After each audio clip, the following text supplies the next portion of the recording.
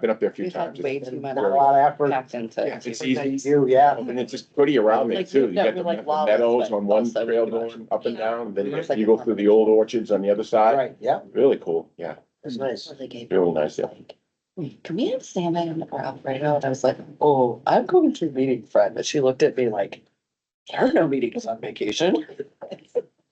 Scheduled. I was like, Tyler, I was like, it's really not now. It's fine. There's Jean.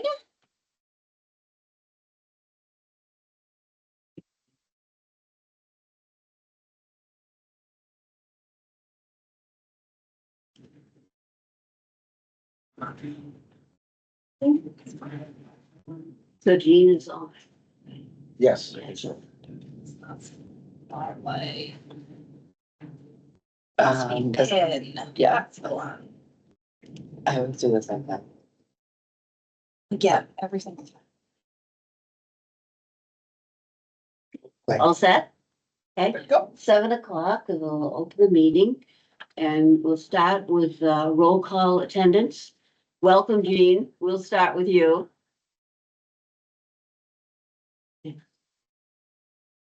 Just got, Yeah, I don't think I can. no. Jean, you'll have to unmute on your end. We can't do it from here.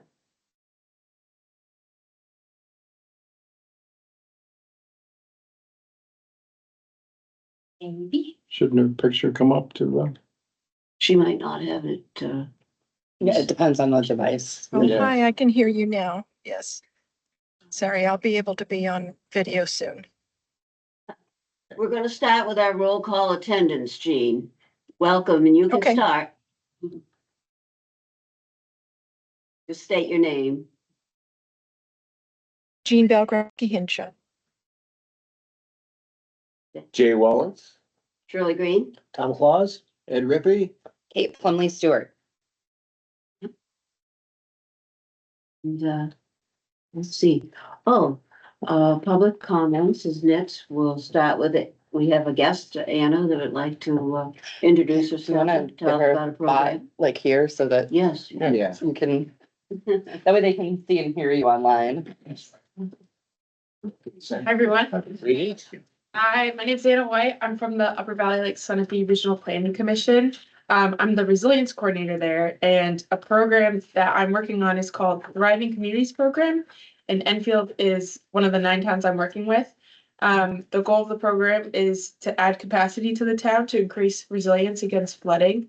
And so I just wanted to come here, introduce myself, introduce the program, so that if we're doing work in the future that could use the help of the Conservation Commission, I know your faces and you know mine, so Hey. yes. And so I just wanted to go over the goals.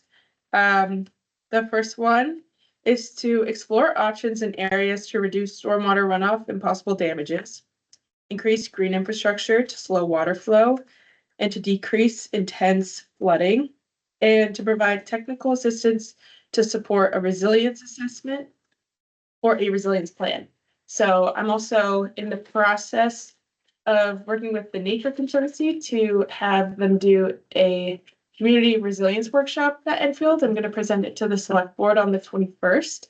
And so I'm working with some people here in town to get that going, but thought I'd also put that on your radar, that it's a workshop done that involves members of the community to talk about vulnerabilities, but also strengths for resiliency. Thank you. Excellent.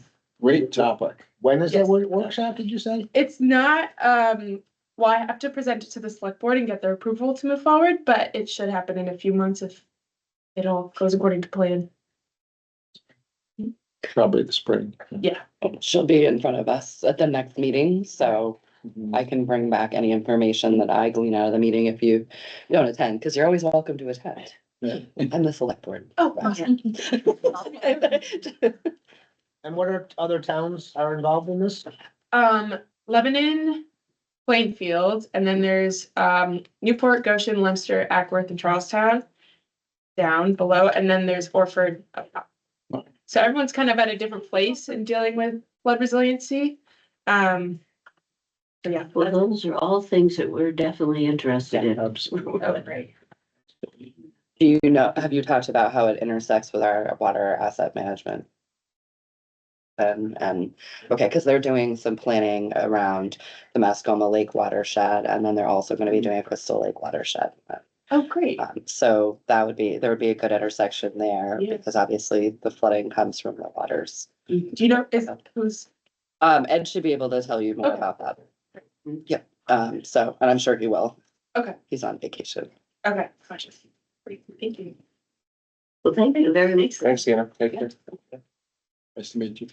Yes, worthwhile effort. And then if anybody wants my email, can I give it to Yes. you? Here's my email. Oh, awesome. You can send it to me. Thank you. Okay, awesome. I'll do that now. Thank you. Thank you.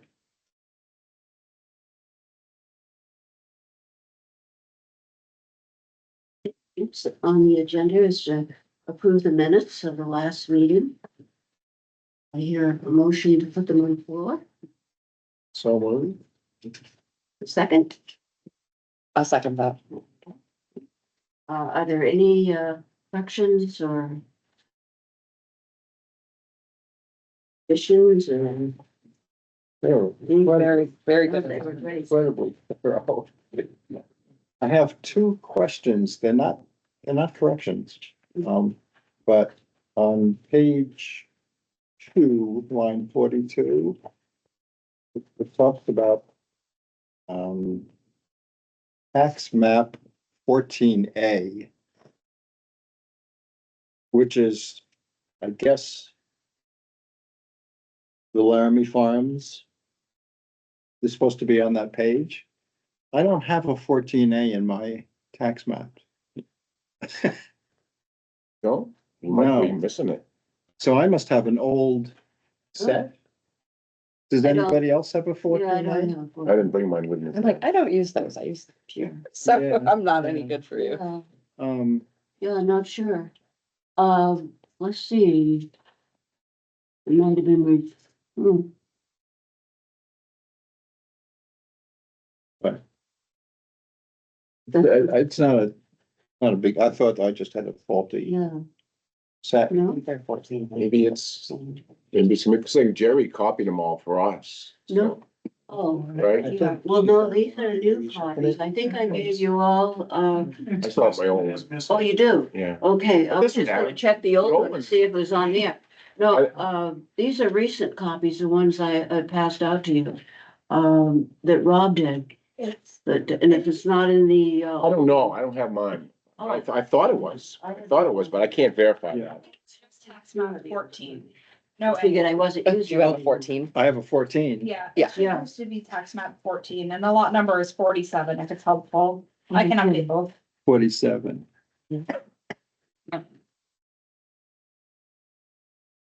See, and that's, I guess it doesn't matter.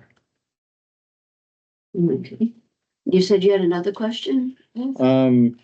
Yeah, let's see. Oh, it's not really a question.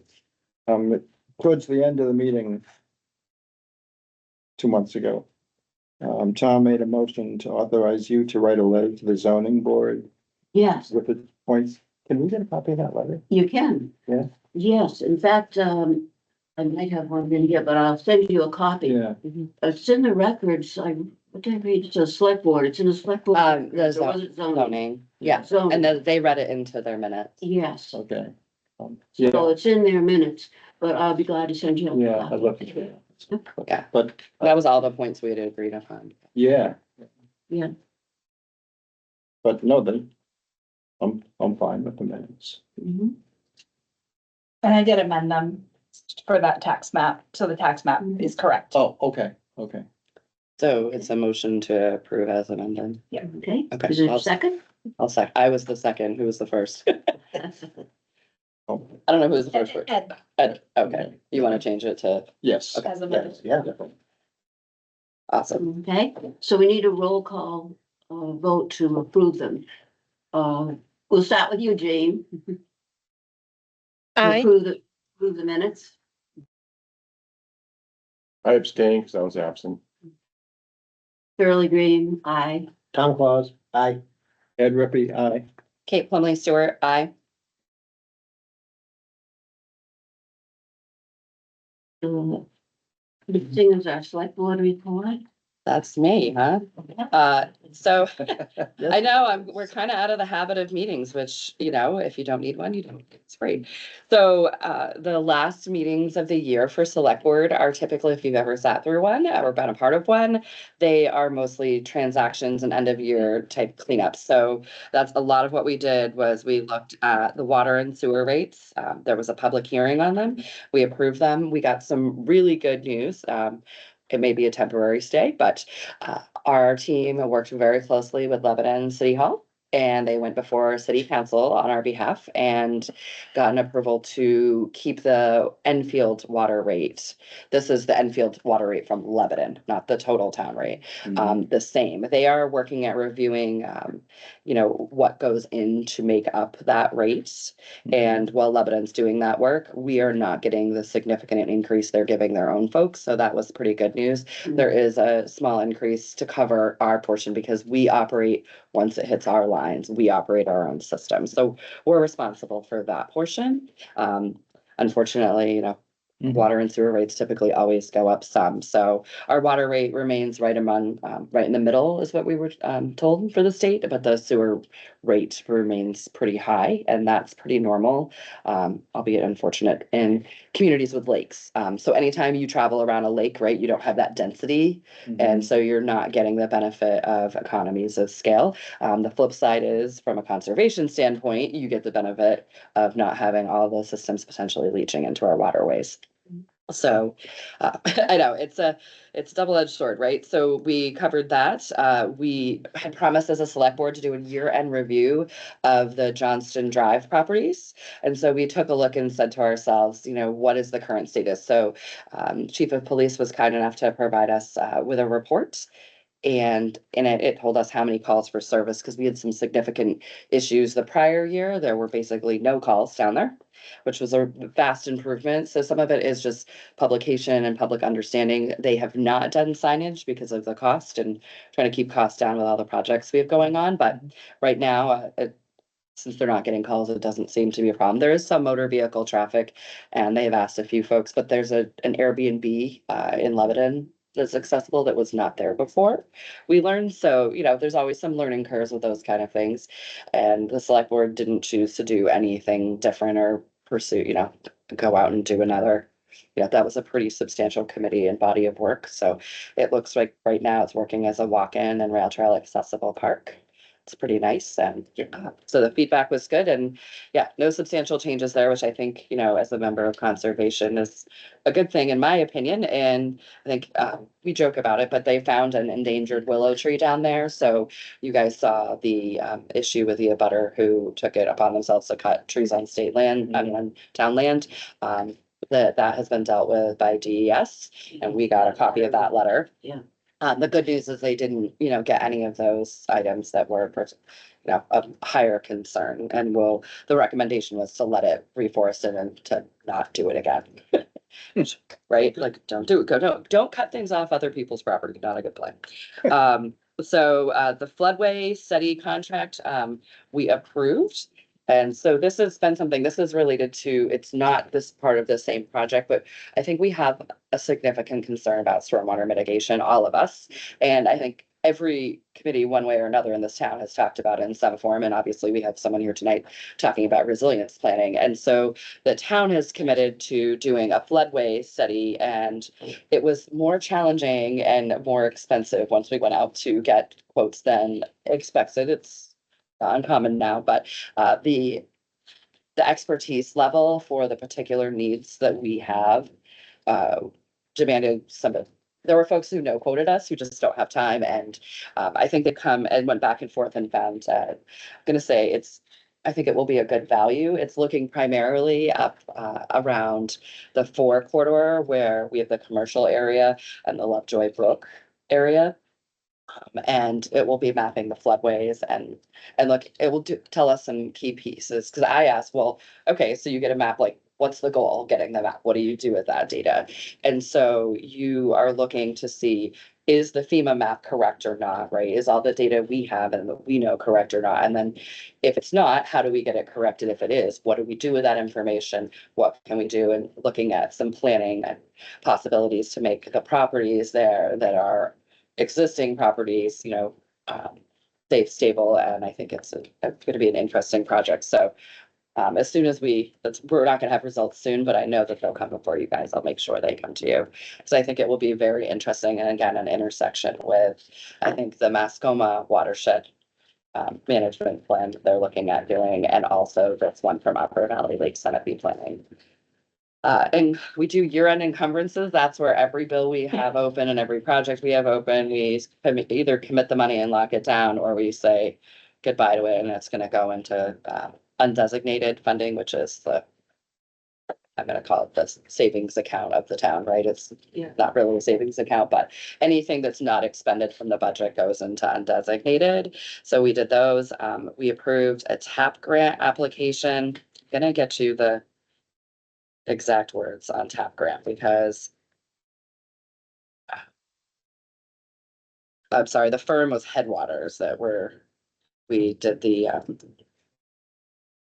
contract with, and I should show you if I can make it. I guess I could have turned on my laptop.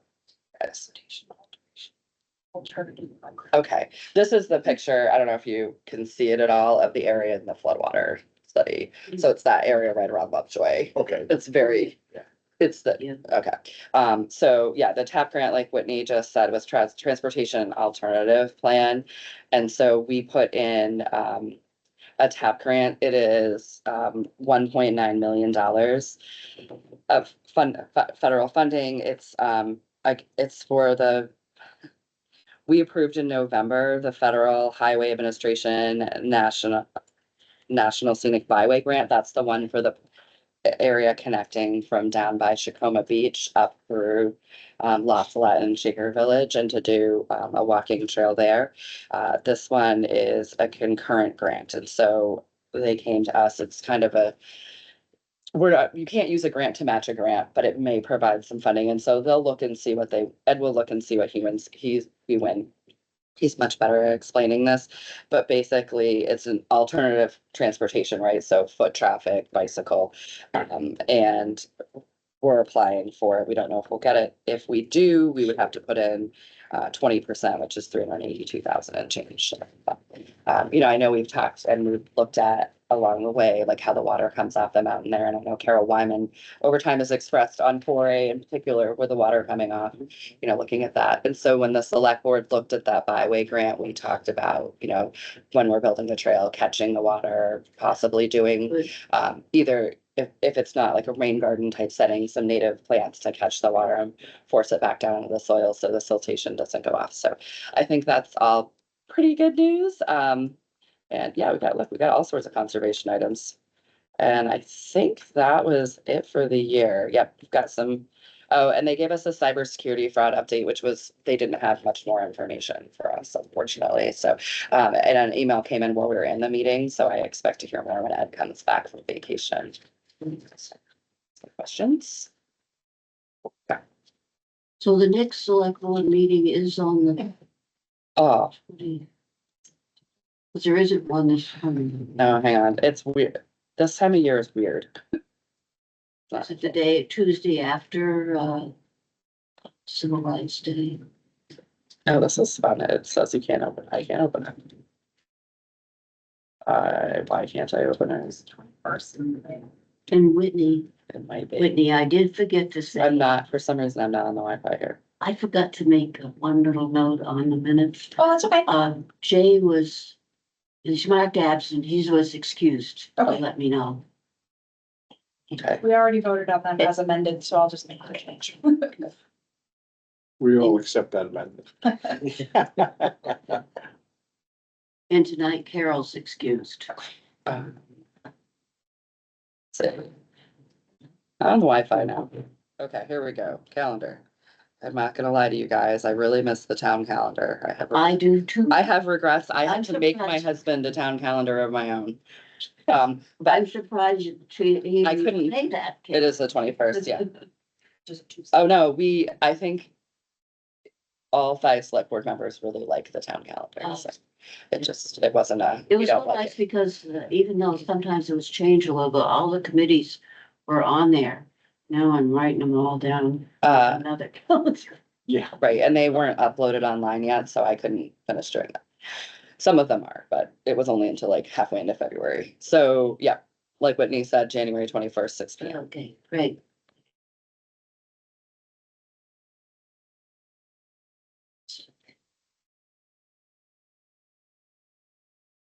Thank you. Board. And now Kurt, you're up. Take a seat up here, please. Oops.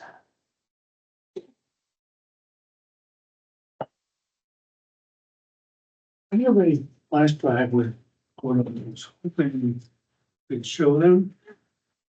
You open it up, there's a bunch of stuff on there, and then like using a separate flash drive for other things.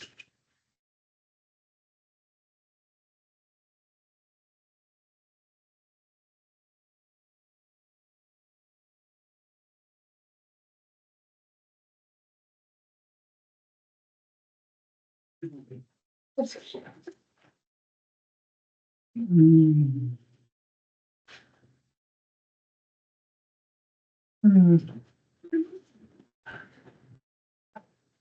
These are in order, there's only one of each, but. Yeah. Sort of Got like it. share. Somehow, it's. So. Go down here now. Yeah. Right. Oh, it's, Yeah, I got a bunch of. no, I don't think it's showing the Wait drive. a second. Yeah, so, oh, yeah, take it back. What they were Yeah. saying. No, yeah, let's see. So why don't you How hold many it? is there of each? Looks like there's three. Not showing up as a. We can share and then I'll hold it for the Cover record. image. But they got one to look at? He's got quite a few here.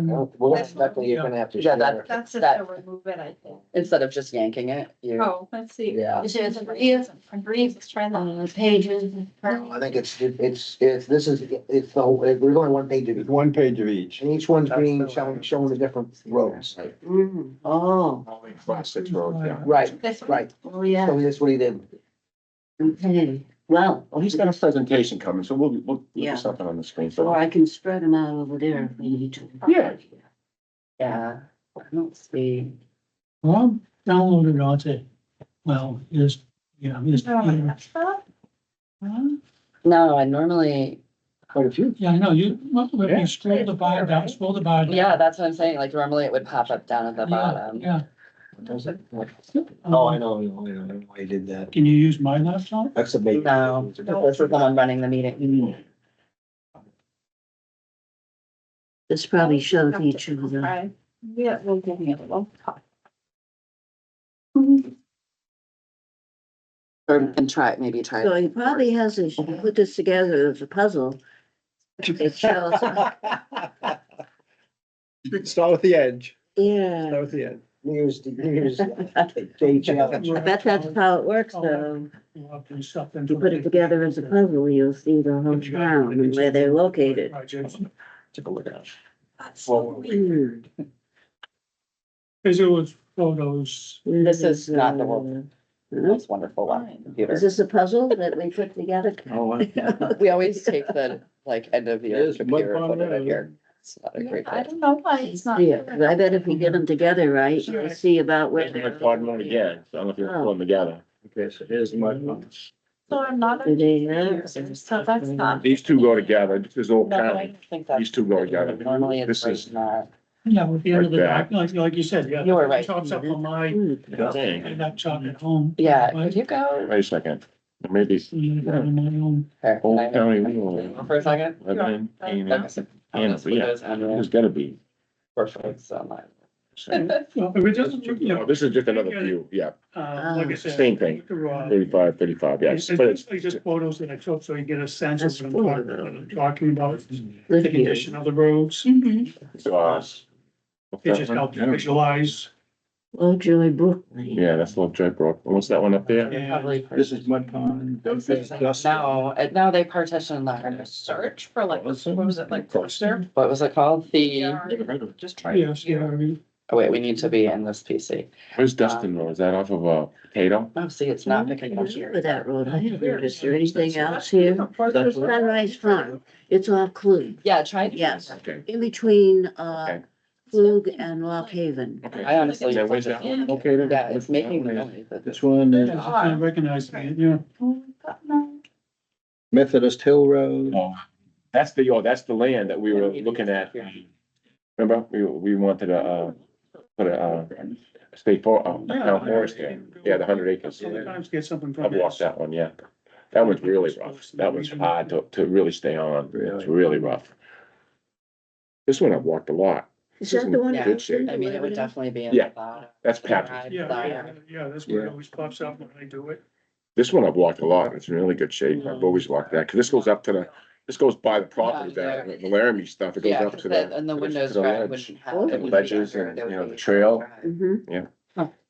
Do not Yeah. know. And Or, somewhere along here, the trail goes up it's on the- to the top of the ledges, yeah. We used to have oh, sorry, Kate. No, We used to that was have me. a separate, like, Widget. little, yeah. That's. Oh, yeah, the switch. We had a switch.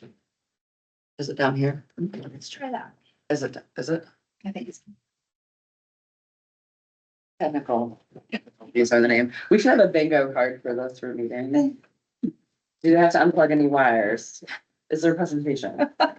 Please come at least 10 minutes before the meeting to. Maybe that's what they put it in as the switch. I have the same switch. This, oh, is this your pack?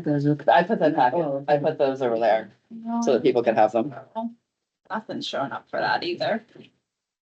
All right. Oh, wait, that switch isn't on. Hang on.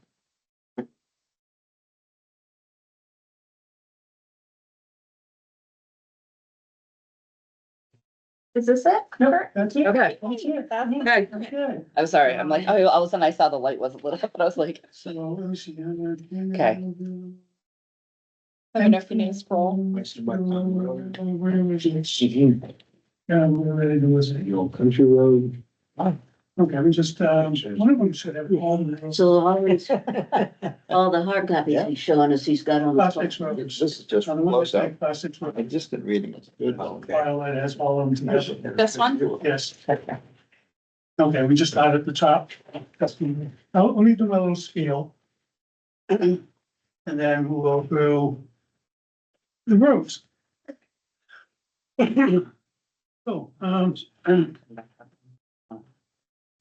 Stephen, look. Kurt got out, in case you don't know who I am. Is it? And I am proposing that 8 of the current 18 Class 6 roads in Enfield be converted to a Class A trail. A Class A trail does not allow access to owners of abutting land for, well, excuse me, let me back up. A Class A trail does allow access to owners of abutting land for agricultural and forestry uses and for the access to any pre-existing building or structure, but does prohibit vehicle access for any new buildings or expansion of any current buildings or structures per RSA 231-A:1. And there's a little bit more detail, but that's the general gist of that RSA. Any Class 6 road being reclassified as a trail will require a town vote. Any town meeting. Any Class 6 road reclassified as a trail will allow the town to oppose use restrictions on that trail, such as the type of uses allowed, restrict the time of year the trail can be used, such as mud season, or any other restriction the town believes would best protect the trail. This restriction could be part of the original town meeting vote or enacted at a later date by a designated designee or by the select board per RSA 41:11, which I believe is just the general road RSA, but I didn't look it up. As a designated trail, the town is permitted to enforce any restrictions it places on that trail with a lock gate or some other form of barrier, unlike Class 6 roads, which must be kept open to all types of uses. You can install a gate on a Class 6 road, but you cannot lock it. It's just goes, the RSA goes way back, and it's more probably originated with animals, farm animals. When someone had pasture on both sides of the road. They could put up a gate, but it was still a road that could not be locked. But with a trail, that provision gets removed.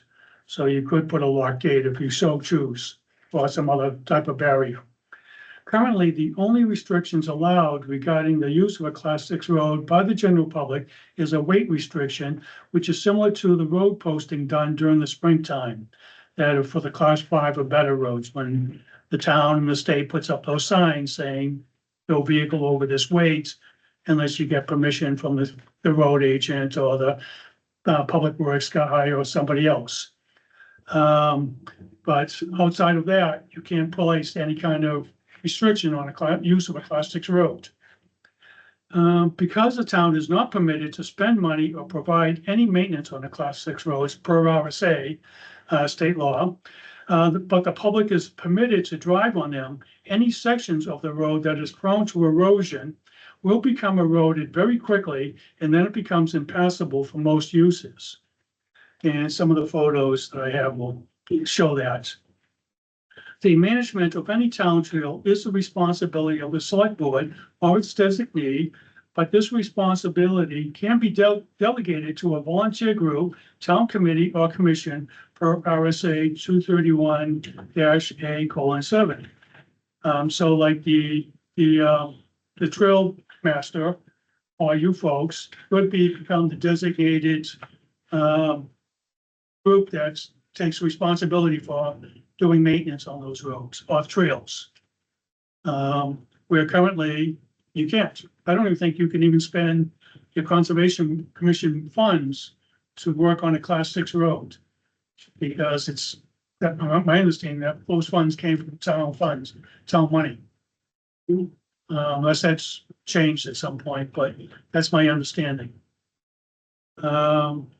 So any, and then any liability for maintenance on a town trail by a volunteer group or any other group or person is limited by RSA 231-A:8, which is the broad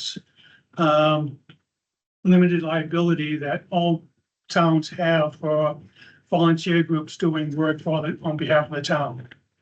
And also, it probably is also the one where just a private landowner who does not post their property or does not charge a fee for the use of their property cannot be sued if someone falls down a hole and breaks the leg or a tree falls on them. Because they were permitted to go there and there was no fee charge. So there's a broad state RSA that covers that type of liability. So should be no concerns there about somebody as a trail group doing work on a trail. And if something, they should injure themselves or do something stupid. The town is protected. So that's my little spiel there. And then the 8 roads, Class 6 roads that I'm proposing is in alphabetical order. And I have some tax maps there marking where they are on the tax maps. And the first one is Dustin Road. If that's what you want us to pull up, Yeah, if you could find that, it'd be great. and we'll have to cast it. Oh, no, actually, this whole thing is faster. That's right. That's, okay, yeah, I might actually put these in love, that should be right. I know I have them labeled, so I mess up. So this is, Share. Yeah, no, You guys are really making me work today. yeah. Reduce it up there, and then, oh, where's the share? Yeah, where's the share? Just, this is screen share. Yeah, because they aren't using this as a second screen, they're using it as just to see this from John's well. I would not recommend it. I would not recommend doing this method. It's not standard. so this is Dustin Road, the Class 6 road, that's from the Lock Haven side. And it's just up from, if you're not familiar with where this physically is, if you're not, it's just up from the cemetery and Luge Road, it would be to the right. Cemetery would be to the left. And that's looking down. Yeah. And then the next photo, that is, the photo is just a little bit further down the trail. as I walked into the trail a bit. And this one is in really good shape. The whole road is actually in really good condition. Next slide, please. And this is the Cluj Road side.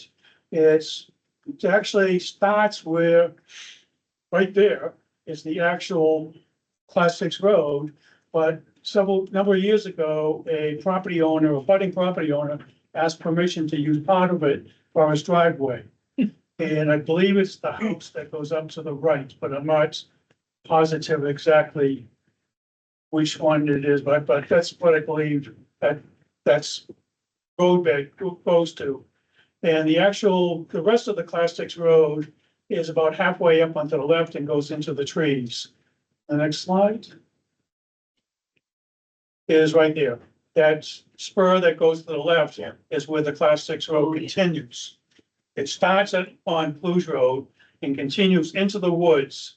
Yeah, so it would be that person got permission to use the original first section as a driveway access. And then, as you can see, and next slide. Okay, that's walking into the woods, and that's what this particular trail road looks like. And like I said, this one is in really good condition. It doesn't get a lot of use because most people are not even aware that it exists. It's been maintained by the property owner and their friends too. That may be true, but there's no culverts saying what areas there's no ruts. So And this is one you'd like changed to be a class, trail, Class 8. Class A Trail. trail, yes. how come, if it's in good? Well, to make it, so it remains in this condition. Because currently, if someone wants to use a wheeled vehicle, any kind of wheeled vehicle, you can drive your Jeep down this thing during a rainstorm, and there's nothing the town can do about it. Currently, because it's, so, Bruce Spielios provides a nice walk for people who live in the area. This is there is an area to park on Cluj roadside, easy walking, level ground, currently no rutted, not rutted or wet. Typing's a little bit off. So it's just a pleasant place to walk if you happen to be within, or you want to just go down Cluj Road, park a little bit there and walk your dog, or just a short hour walk up and back. It's probably, maybe take me, a slow walk will be about an hour on this road. Next one, please. Let's, I guess, continue. It's Dustin, That's the end. probably further in. So why don't you go to on the, actually, if you go to Fuller Road, on the left of your, there should be scrolling down on the USB, one called Over here. Fuller Road. That's one. Yes, Yeah, she's on Fuller. okay, well, no, I guess I didn't do that. Okay.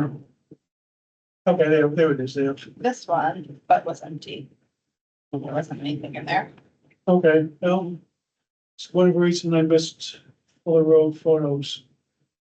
That's across from Klug Road. I did take photos of that. Oh, okay, my mistake. All right, I never got added, that was my mistake. This is, provides a means for walking from Shaker Hill Road to Shaker Boulevard in the head of Mascoma Lake. There's good parking on the Shaker Hill side and possibly on the Shaker Boulevard side. I didn't get a chance to explore the other side recently. But this one is also one of those unknown ones. It's, if you're familiar with Shaker Hill Road and Cluj Road, it's almost directly across from that road. The first section is maintained by the town. And then, Oh, yeah, I know, it's right on that. and there's one or two houses there, and then it continues as a Class 6 road just past the last house. Four houses there? I'm pretty sure there's Four, four. yeah, Four, on both- it's at least yeah, 4 Yeah, years. on both sides, yeah, There's 2 on 2. yeah. Okay. It continues into the woods and goes all the way down to Shaker Boulevard at the head of Shaker Lake. Yeah, I think a lot of people from Mascoma Heights. Yes, It's next to yes. Mascoma Heights. Yeah. Yep. Yes, There isn't parking though. That's all private property. There's no trailhead parking. It's a road that goes up. So the landowners Well- typically around there use it, but you'd be parking on someone's lawn. well, the road width, whatever the road width is, the right of way of the road Yeah. is where you could be able to park. I would not recommend that. Mhm. I did park there and you're beyond any driveway. So it's just a matter of determining where the road width is and the property lines are. And Fuller Road comes out, on that sharp corner. Yes, yes. Basically, it follows that property line. Yeah. Between 4 and 23. That's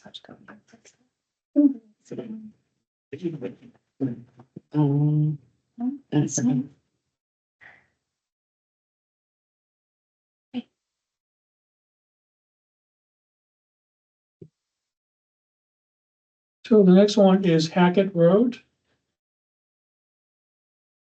Yeah, but, Good here. no,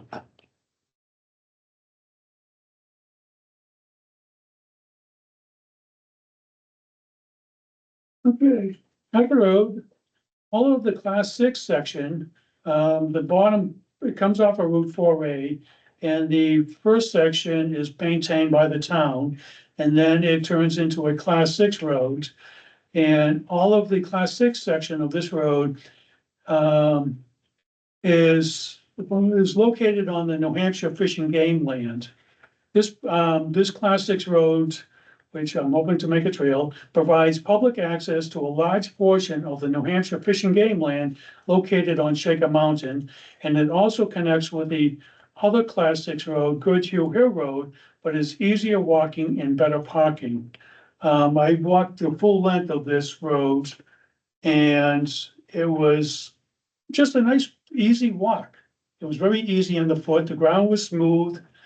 It was wide. The grade wasn't that bad. There was a few little spots where we got somewhat steep, but nothing excessive. Unlike Goodhue Hill Road, if you've ever been up that, from this, one is no place to park. When I went to look at it, I had to almost back down the road because I didn't have room to turn around my truck. And haven't been a number of years, but last time I remember the times I've been there, it was rather steep, rutted, basically almost like stream beds. It does get a lot of water. I was just up there recently. Oh, were you? Yeah, yeah, Goodyear Railroad. With this, pretty much the whole thing looks like that. And there's probably some other photos I took that look like. The upper parts are good here, are really nice. Yeah. Get up Yeah, there. it goes up to Butternut. Yeah, yeah, Really? and like I said, it's all completely on Fish and Game property. They did mark some trees. They're gonna do some kind of thinning up there at some point. And there was this wonderful cellar hole up there also. It's in really good condition, Yeah. a cellar hole. That was, maybe, I think. Yeah, that was one of the areas up top, but because it's Fish and Game property, the people started doing a little side spur around this area here. As a path. yeah, there's a ton of trails up there. Yeah, but because it access everything on the Fish and Game property up Yeah. there. Provides nice access. I don't know if there might be a few more slides from that one. I'm not That's the sure. last one. Okay, next one would be Goss Lane.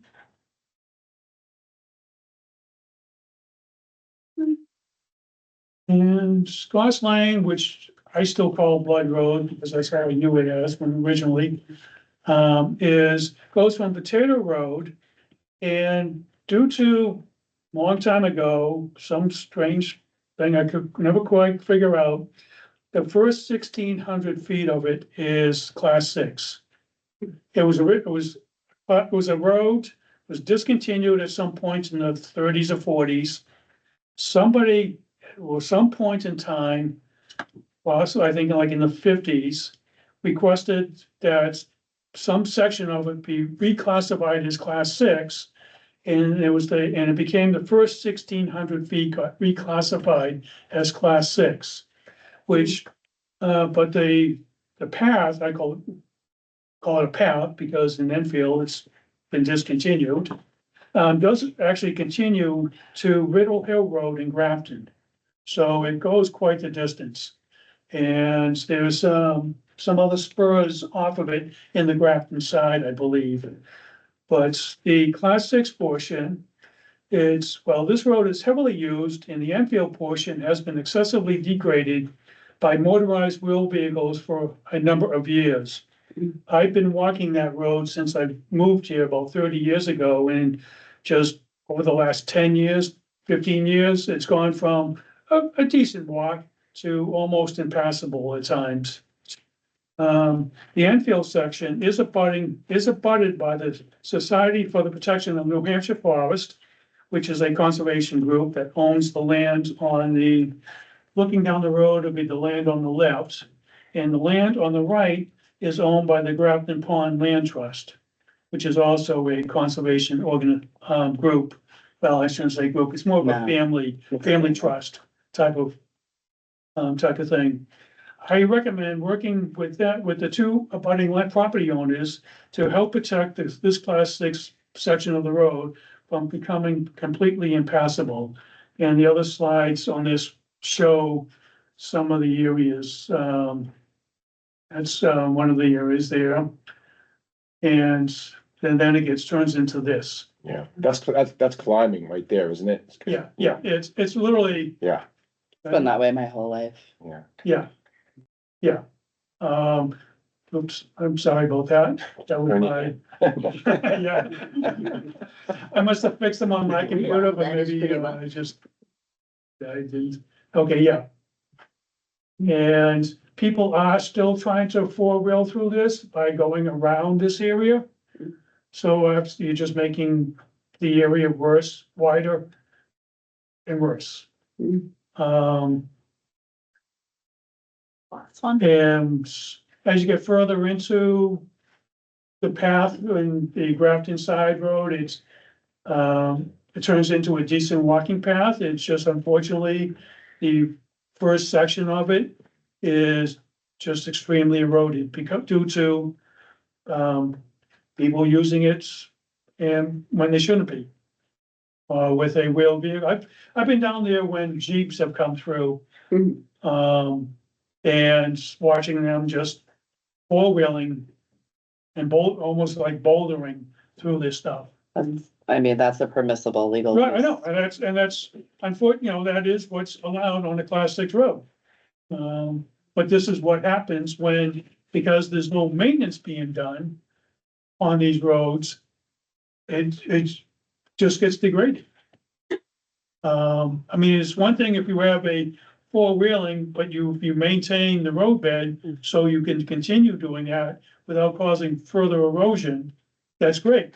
But that's not what happened. That's not what is happening. That they're using it, but they're not maintaining it. So this particular one, you're essentially asking for that 1,600 Yes, yeah, feet to be yeah. classified, Yes. reclassified. Yeah. Okay. So when you say maintaining, you want it to be like road quality maintaining? No, just something so that it's easier walking. But like, you're talking like nice and flat, not, I mean, I walk and hike all the time over uneven surfaces, so I look at that and I'm like, that's normal. Put in water bars, get the water off the trail, Fallen trees. fill in the ruts. Well, the, Try to fill in the ruts the as fallen best you tree. can. Now, Class A would restrict motor vehicles, right? Yes. How about snowmobiles? Well, Snowmobiles, let me back, a class A trail, you can set what you will Pardon me? allow. you could, okay, You set the, Okay. you set the criteria for what is permitted. okay, I get busy listening. Yeah, I where know. class 6, you cannot stop anything okay, other than okay. the weight limit. Okay. Which is unenforceable. Excuse me, there are comments you said, Whitney? Yeah, lots of and them. they're not Are admissible those into the for- record, they have to say them out loud, Uh, but you can, when you're ready to do public comment, you can have them all Oh, okay, do it. Yeah, I appreciate that. thank you. And then next one is Lovejoy Brook Roads.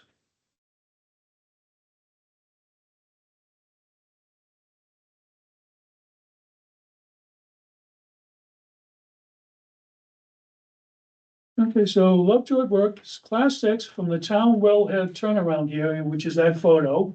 The gate actually goes to the town well. The plow trucks turn around with my truck is parked there. And to the Canaan Town line. And the road continues into Canaan and ends at West Farms Road. With the side road in Canaan that goes to May Street in Canaan. That is also a very nice Yeah. long walk. Unfortunately, all of the Enfield Class 6 portion of this road is in a wetland. It's swamp on both sides of the road and there's no elevation change between either side of the road and the road itself. It's all wetlands. And I personally believe it should not be used by motorized wheel vehicles because of that. It does provide a nice long walk/ski and is part of this, and is actually part of the snowmobile trail network. Further up, this road crosses Lovejoy Brook Stream. And over the years, the snowmobile club has built a bridge over that. I don't know what the current condition is. The bridge that was there for a number of years finally collapsed, and I don't know if it's been replaced the last few years. But they do have signs indicating it's on their trail network. And there was a good parking area for this one, where the town trucks turn around, which is where my truck was parked, and there's actually space for 5, 6 cars. If you really wanted a group right there, you can easily do that without even coming close to the gate for the town well. How long is the section that's in Enfield? I didn't measure it, but I do know where the marker is. It isn't that, you wanna look at that? The town line marker is there, so it is easy to measure the actual distance. Yeah, the Enfield section Looks like doesn't an look that empty big, path. you know, but it continues into Yeah, Canaan, we yeah, can Which we can do Yeah. nothing about. yeah.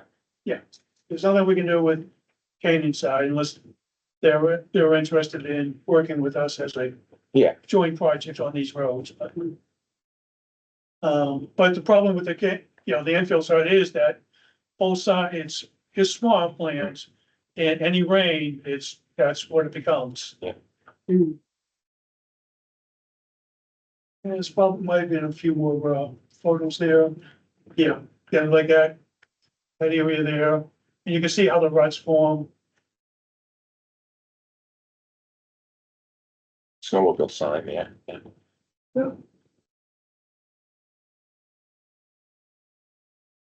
This is all Enfield, these pictures? I believe so. There was a sign there saying no wheel vehicles already.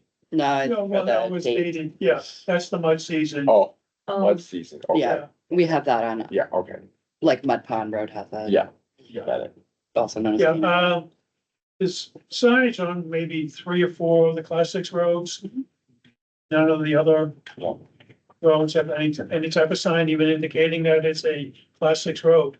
So they're not identified at all then? No, no, Is it be a good idea to identify them, when they become a class? well, if they become trails, I think they should be marked as a trail. Yeah. Yeah, it becomes more of a recreation area. Right, yeah. Right? Yeah. As far as signing the roads that are coming, like Cluj Road, it's a beautiful walk. If you want to go up, short walk with your dog, or just for a little short walk after work, So a lot of people aren't aware of them. but don't know it's even there. And the next one would be McAllister Road.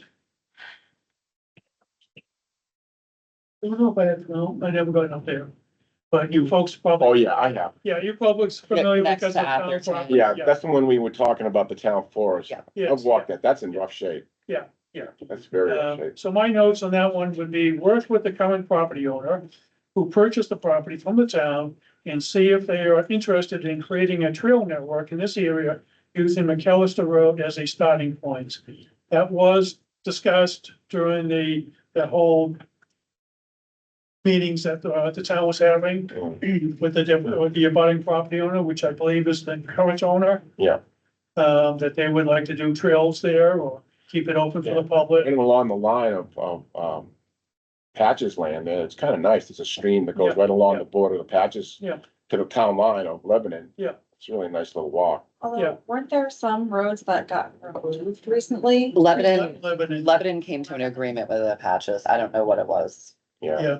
yeah, but it does provide access to, it's still a class 6 road, no matter what the abutting property or the current owner chooses to do with the rest of the land, it's still a class 6 road there.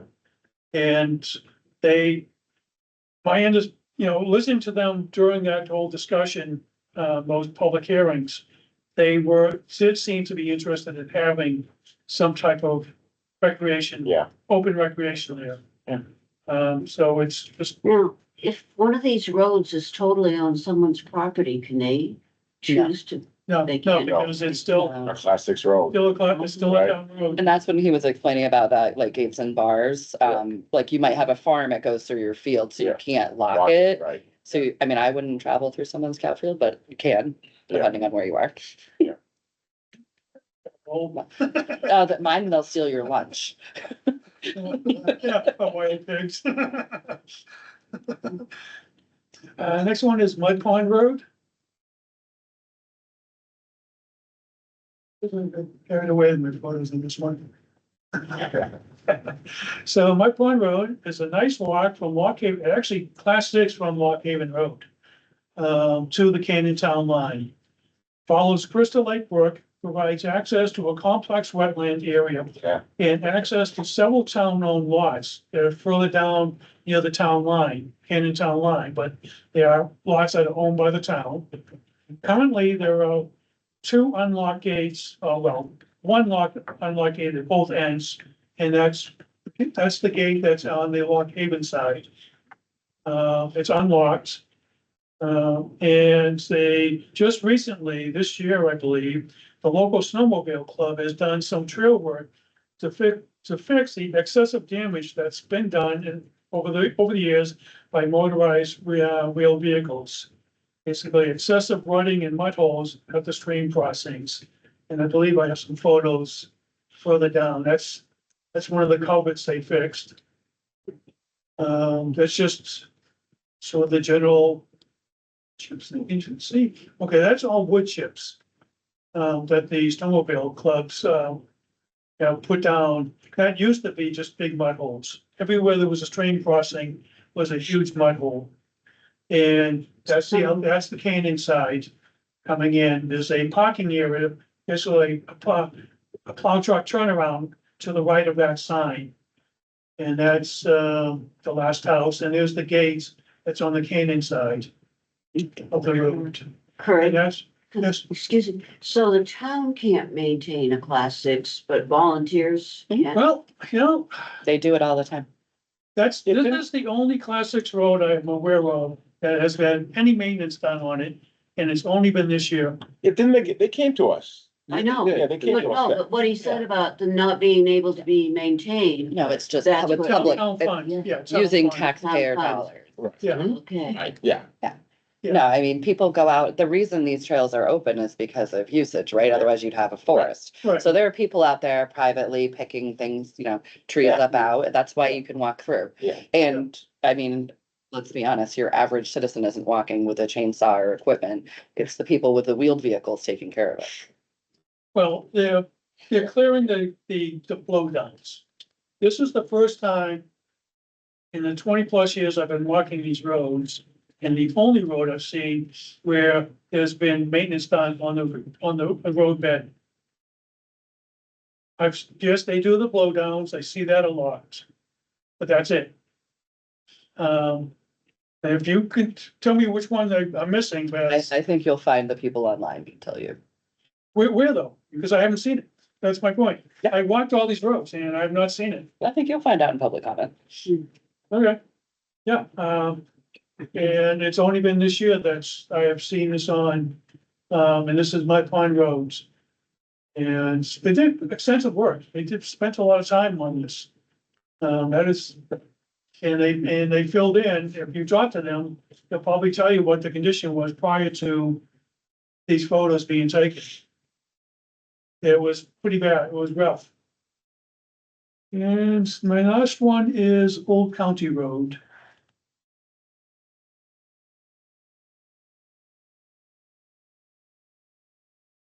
Okay, this one goes from Route 4, just up from the access to the town water tower and across from, what I guess people still call the old skating rink, roller skating rink. And it goes to the Lebanon Town line. This Class 6 road provides a nice walk and easy access to a set of trails located on Moose Mountain and also provides access to the ledge lookout that overlooks Mascoma Lake. If you folks aren't familiar Oh, with yeah, that, very familiar with it's a that. beautiful, Oh, yeah. beautiful lookout. It's definitely one of my favorite walks. The path does continue beyond Lebanon and into Hanover, where it connects with a whole set of trails that are in Hanover. Yeah, it's lovely up there. Yeah. All the way and up. it's- I I thought the believe property you can- owner, Hanover discontinued it though, so you're there at the property owners. There's, permission. as a Class 6 road that was discontinued, there is signs saying continue as a trail. Yeah, And I believe you can actually pick up, if you want to just keep kite, put on your backpack and go, Yeah. you can actually, pick up the AT trail. Yeah. In Hanover from here. Yeah. It's it's a really good recreational yeah. opportunity. Uh, Yeah. This, the first 580 feet of this Class 6 road, the select board granted a driveway access to the lot 35-1, which I believe, which is would have been a lot further up Yeah. and on the left-hand side, but is currently not used for that purpose. Don't know. Somebody was gonna build up there and then they didn't. Right, yeah, They were gonna but do it's still, Yeah. They came access in. on record. Yeah, they gave to the select board, they presented. Yeah.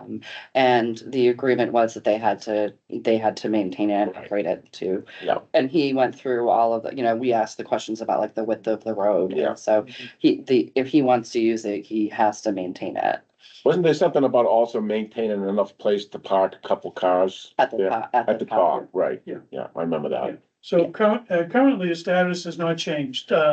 Well, the permission is still there, but no work has been done. Yeah. To provide access. Yeah, And my proposal would be, if it became a trail, then the blockage would be obviously beyond the first 580 feet. And which is, approximately where the power lines cross this, yeah, Class 6 that's about road it, yeah. would be the place, if you were to do that, would be the ideal place to Yeah. put some kind of blockage. And this trail, Class 6 road does continue. First section, you get a bit of a workout, but then it levels off and it becomes a very pleasant walk. And like I said, it does provide access to a large number of other trails that are up there. Right up on the ridge, on yeah. Moose Mountain Yeah. itself. And plus some very pleasant outlooks. There's also some really nice cellar holes up there too, if you know where to look Yeah, for them. Those are the ones I'm proposing. So, questions from you folks, public?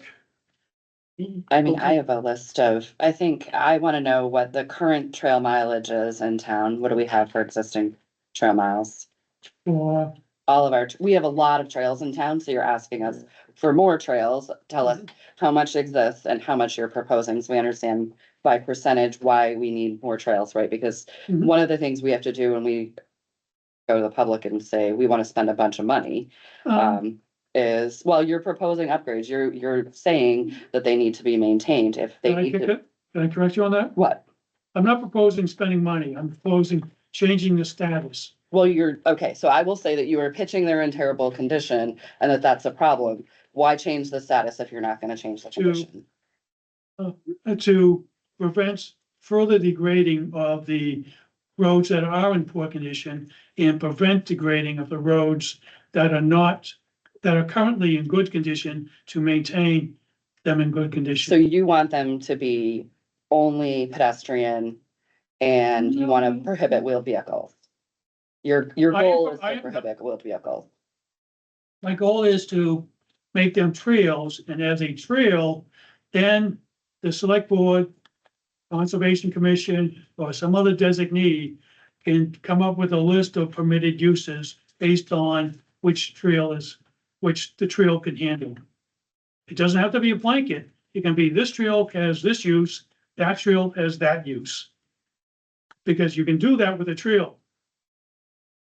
It gives you the opportunity to set limits on which trail that you feel, what are the best uses for this trail, on Why, a trail by trail basis. why would we wanna set limits if there's not a perceived problem? Like, so if the goal isn't to just prohibit a certain kind of access, why would we want to even bother change? Oh, because to me, the perceived problem is not perceived, it's actual, is the trails that, the class 6 roads that are being severely degraded. And each year they get worse and worse. I mean, I'm a class 6 trail user and Mhm. I have a farm, which I have similar trails and those look like pretty standard roads. Those aren't big ruts. It's not this giant crisis that I'm looking at. You know, it's pretty standard to walk through. There's gonna be mud. I think that's part of living in New Hampshire. You know, if you told us it was gonna like wipe out a wetland or it was gonna cause a massive flooding issue, I'd be very concerned. But these are standard class 6 roads that we just looked at. Right, yeah. And they look like that because there's never been, other than my pond road that I'm aware of, maintenance done on them. Now, these are the ones that this is 8 of 18. There's other roads that I'm not even proposing because they're just so too far gone. It's not even worth walking on them, they're so bad. So, So the people I see with chainsaws and shovels and stuff like that, you're saying they are. then they run on these roads. No, These they roads- do. these roads I've got- seen them These myself. roads go beyond even a four-wheeler even attempting. No, people get out of their vehicle sorry, and fill them in. You have not been with the people who are doing the work. So you have a number of comments in the chat, but you've also got one person who's asking to speak. Yes. publicly. Now, did someone say the comments in the chat, we can't record? No, they need to say them out loud Okay. Well, I was just gonna let to read them on the record. the commission ask questions and then go to the public. They can hear that, right? Yep, they can. Okay, we'll get to you soon. Does anyone else have a question here I just have a comment. or comments? My comment would be, this is pretty big. Yeah. It's pretty big. There's certain, I'm familiar with some of these, and some of these, I think, are like, just for an example, I think Old County Road has great potential for recreation. And maybe that's one that should be looked at as being a trail, because it's really got some great potential. Mhm. You know, maybe we should kind of look at each one and just kind of say, you know, is it worth it or isn't it worth it? You know, I don't know, this is my first introduction to Yeah, your yeah, whole yeah, yeah, plan, so I can't really, I'm not gonna form any judgment. Yeah. But like I say, I see potential in some of these that I'm Mhm. familiar with might be nice to have a trail and, you know, call it an Enfield trail and promote it a little bit for health and recreation, but that's my comment. I was at your previous meeting, I briefly start because, you know, you had a really long meeting and I said, you know, asked if you wanted me to come back, and so that's Yeah. this is really like my first real presentation. And I view this as a long-term project, Sure. and I would be happy to go out and walk whatever trail you guys want to pick. And any of them or all of them, I'm open to, I just like walking in the woods. Yeah. So I'm always open to that. And you get a firsthand and Sure. experience, to see what I'm seeing. The photos, you know, angle of view, it's never really captures, at least I'm not good enough of a photographer to capture what's really there on the ground. So I think firsthand viewing is the best way to see it. And That's good. plus it's nice walk. We do it before bug season.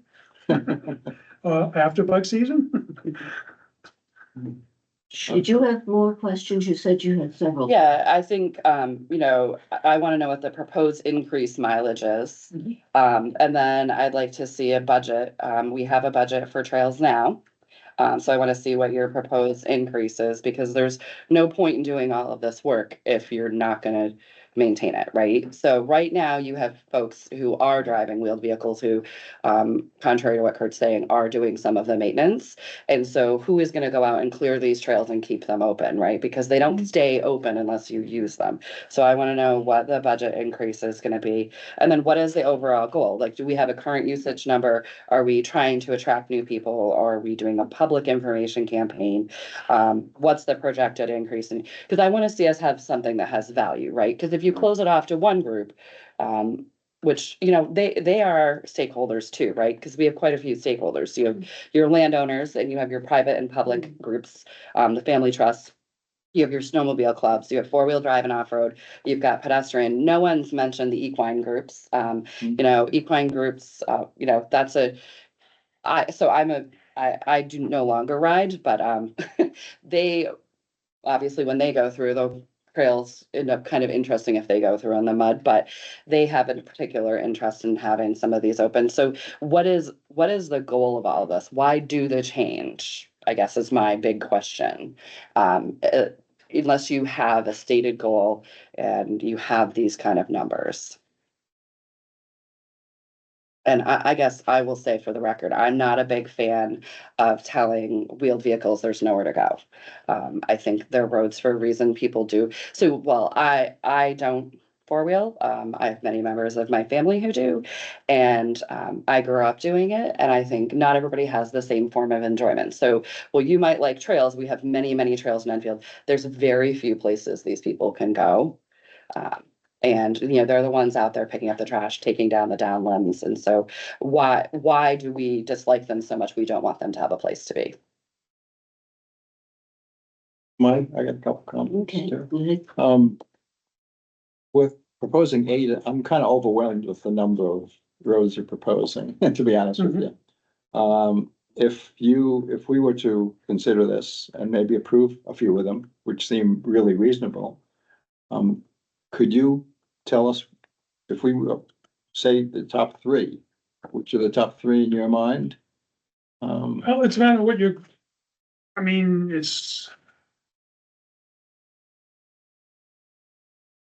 I can give you some criteria. But to me, so you can either start with the ones that are in the best condition currently and have, easy walking and don't seem to be used by four-wheelers, or wheeled vehicles, just wheeled vehicles in general. Or you could do the ones that have the longest distance that go somewhere, like the Old County Road goes well beyond Enfield's. The Goss Lane goes well beyond Enfield's and provides access to just a really long walk. Mud Pond, then there's ones that already have decent parking areas, like Mud Pond Road at both ends is decent parking area. And it currently has 2 gates on it that were put up years ago, because the people that live there got tired of four-wheelers going down, ruining, their driveways, their access. So they asked the select board if they could install gates, and they got permission to do that. That's why they're there. So it's a matter of what you would want for, your priorities. I'm also concerned for our trail manager. If we double the amount of trails that Well, he would be responsible for. but you don't have to do anything, even as a You could trail. let them grow in and have no trail at all, right? Yeah. Okay, that's where I'm going with this. Yeah, but that is what's, or you can let it continue as is and become impassable for everyone. I guess, nobody's said this, but I will say, it's pretty ableist to assume the only people who should have access to nature and our trails, should have 2 legs. Some of these people going out on these trails can't walk them. I think you really need to think about part of loving places, being able to have it be accessible. Not everybody is lucky enough to have two good legs to take them up and over. It's true. Now, I'm not against four-wheeling. I'm against what happened. I'm against the road being degraded to a point where it's not even walkable. That is my focus. Out of all the trails here, I think the only one that seemed that way was Goss. That seemed the one that was, all the other ones, the ones I'm familiar with. I mean, yeah, Goodhue was a little rough. Goodhue's been like that. Yeah, it's been for rough, and it's gonna be because it's pretty steep. And Those rocks in that section. yeah, and the water just channels down through there anyway. But I mean, that's why, here's my little list here. I think, You know, One of the ones. right, that is not, what- Neither one of that those is the are on reason here. why I left that off. Yeah, I know. It was right next to Hackett. You have them marked here, Hackett and Yeah, right, Goodhue. yeah. well, you had a picture, you showed us pictures of Goodhue and yeah, on the maps. Yeah. But, No, yeah, no, I did not. Oh, on the maps, yes, I marked. Yeah, and you showed us pictures of No. the section. No, I So- did not. Oh, you didn't suggest it. Okay. Yeah, I thought we saw everything but Fuller. yeah. Right, I mean, there's the other roads that I did not list. That are just current, I walked them, I tried to walk some of them and just like, this is ridiculous. Yeah. Cummings Roads. Well, I didn't do that one, that's just sort of goes nowhere and doesn't pay. The one Pinnacle Road that goes off of, Grafton Pond Roads. It doesn't even show up in the tax maps. It goes goes over to Grafton. That was like impossible to walk.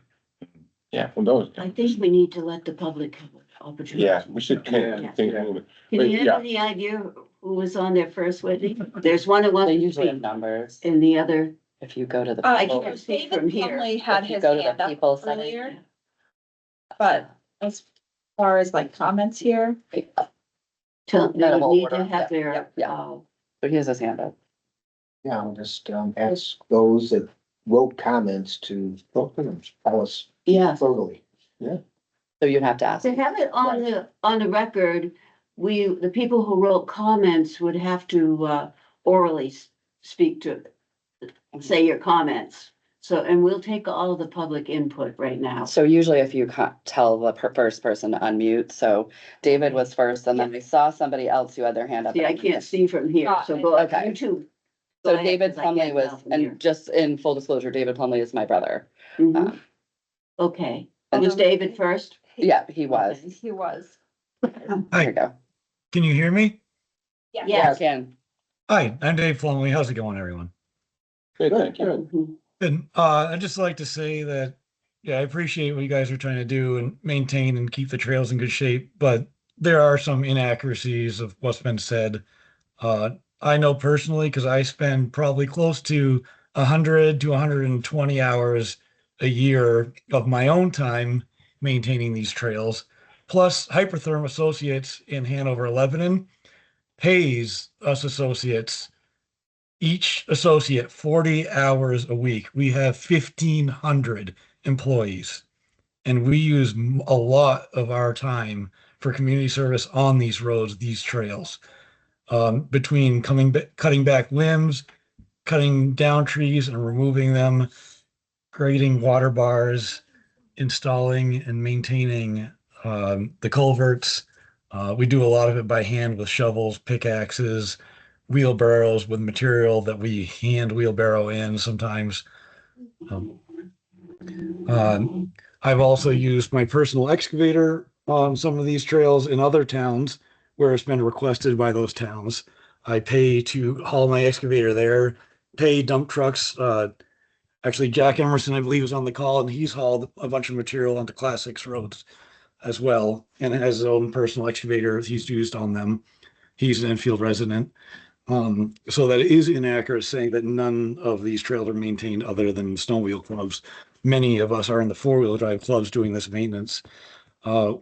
As we drive on these trails, we do pick up garbage. We haul a lot of garbage out, whether or not it's been there from years ago or fresh garbage. Most of the garbage we're finding is actually from hikers, which is unfortunate. The typical pack in, pack out practice that everybody should be practicing is not really found what the hikers are finding. Most of the guards were finding during the summer. And it's things like snacks, chip bags, Gatorade bottles, things like that.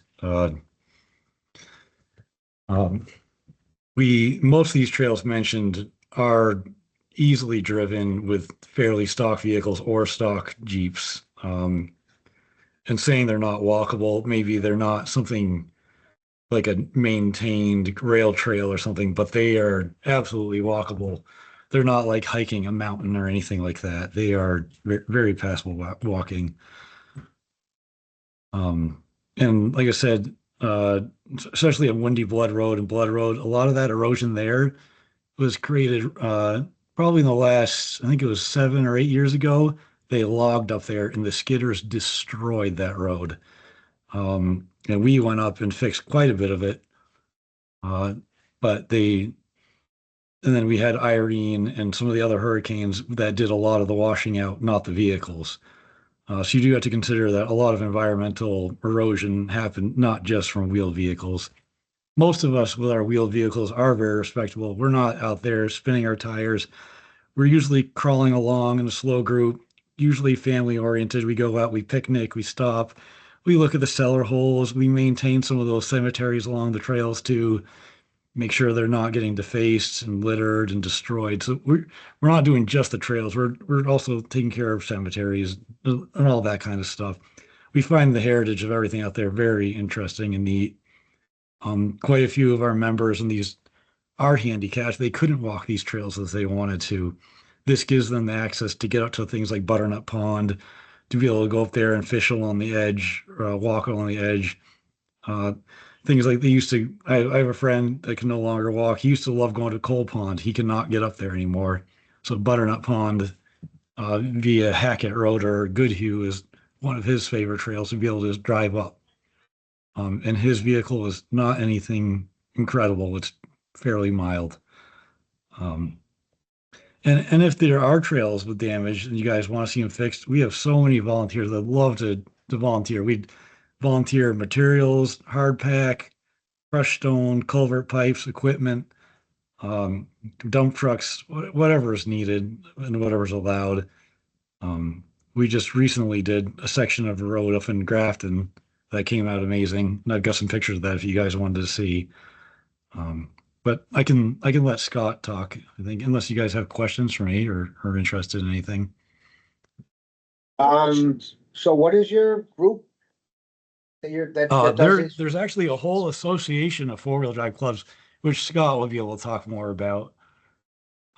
So there's a whole association of clubs, and we have very strict rules on the road usage, and we know they have to be registered vehicles, inspected vehicles. We don't do loud exhaust. We don't do excessive speeds. We stay on the trails. We don't do the bypasses. If you find a bridge is impassable, we turn around and go back and realize that it needs work or maintenance. And a lot of times we'll try to get permission to go fix and repair. Especially like Goss Lane that goes out to Riddle Hill Road. That bridge out there we did in conjunction with the snowmobile clubs. We hauled the material out. We did a lot of the maintenance and the erection of that bridge there, which is large enough to carry wheeled vehicles and snowmobiles and the groomers. I have to say thank you for all the work you do. Yeah. Oh, I appreciate it. Yeah, and I get a lot of the volunteer work I work at Hypertherm, and I promote a lot of our paid community service time to be used on trail networks and maintenance of them. I just got done. We don't do it just in Enfield or Kane or Grafton. We just did some down in Croydon and Newport on the Croydon Turnpike. So we're all over the place, wherever. But like, if you guys need help, like I said, we have 1,500 associates here in Upper Valley and 40 hours paid each associate. So there's plenty of resources around here to leverage to get these trails maintained. Thank you. I think Scott would be able, I think there are some budgets in some of these clubs too for materials as well, I believe. But I can let Scott talk if, Thank you. yep, you're welcome. Hi, good evening, and thank you for the opportunity to speak before the board this evening. First and foremost, there was a couple of comments that I did make within the chat that I'd just kind of like to reiterate at this time. There were some inaccuracies as it reflected to the Class 6 roads. Where was it? Specifically, I would like to, state that only street legal registered motor vehicles are allowed to travel, unrestricted within a Class 6 roadway. Unless, of course, the town or select board have elected to allow the use of OHRVs on Class 6 roads. Additionally, there was a statement about Class 6 roads not being able to be shut down. Again, the RSA 231-21A does allow for towns to basically close Class 6 roads for seasonal conditions, generally mud season, irregardless of any type of a weight restriction. Really dependent upon how the road agent is looking at these various roads. And the other comment was the property, and I can't remember the name of the road, but I remember I'm familiar with the property, the Fish and Game property. Those roads are specifically used by a lot of hunters to access this road to hunt various game, whether it's white-tailed deer, turkeys, or what have you. And generally speaking, many people outside of the four-wheeling community also access these roads specifically, to access more remote areas, during the hunting seasons. So restricting access to these areas would also restrict access to those who are using these roads to access properties for hunting. Just for transparency, I had heard that the speaker previously asked about affiliations, and it was mentioned previously. While I am an outdoor enthusiast, I am a hunter, a fish, camp, hike. I am also a four-wheeler. I have been involved in the motorized recreational since I got out of the Marine Corps. I generally access the backwoods through the use of a four-wheel drive vehicle because of physical ailments directly related to, my time in the Marine Corps. So this is a very important topic for me. Being able to, access the backwoods is important to me. Additionally, I am affiliated with the Northeast Association of Four-Wheel Drive Clubs. I have been an advocate at the state for four-wheel drive access. I was very involved with the property Jericho State Park in Berlin for four-wheel drive access. I have sat on the New Hampshire STAC, the State Trails Advisory Committee, as well as sat in on some of the RTP grant process for various types of trails and funding for maintenance on trails. Just want to be transparent and where I'm approaching these type of situations from. Now, that being said, in my experience, a Class 6 road is more inclusive than a Class A trail or any type of a trail when they're declassified from a Class 6 road. Generally speaking, a Class 6 road can be accessed by, equestrians, by, four-wheelers, by ATVs if a select board or a town has allowed that to access. It can be accessed by hikers at any time that they want to. All access can be granted through the use of a Class 6 road. However, once a Class 6 road is, converted into a Class A trail, then it becomes, an exclusive, towards a select group. And oftentimes, in my experience, it has often been, hikers that have essentially pushed all other type of users out of these type of areas, for their own exclusive use.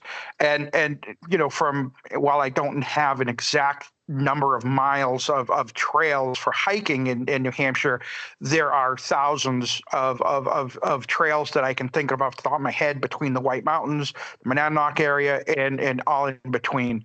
The Class 6 roads are an area for, all people to use. And, it is a great experience for those of us who do it quite frequently.